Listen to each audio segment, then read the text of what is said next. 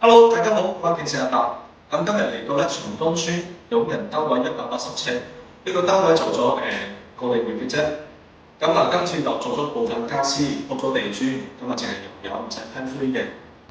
你見到咧，左邊我哋幫佢做咗個換鞋凳啦，咁呢度幫咗做咗窿窿板。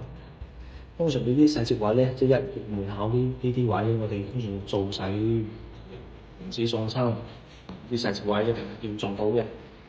咁咧，呢兩個開放格咧係方便日常比較經常着嗰啲鞋啦，啲拖鞋都可以擺喺呢度嘅。咁講翻呢個位啦，我哋入邊咧呢度可以做到密嘅喎。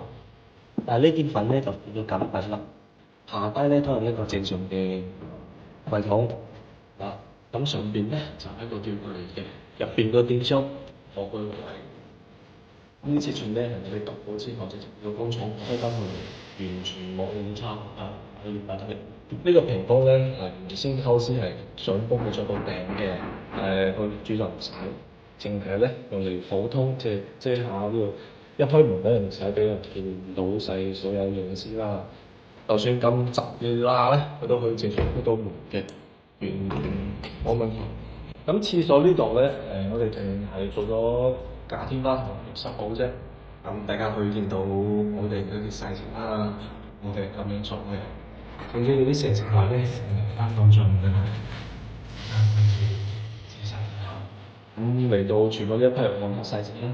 通常我哋呢啲單位咧，佢都係有呢啲長長嘅煤氣管，電視架係佢業主自己裝嘅，所以我哋佢都有呢啲線咯。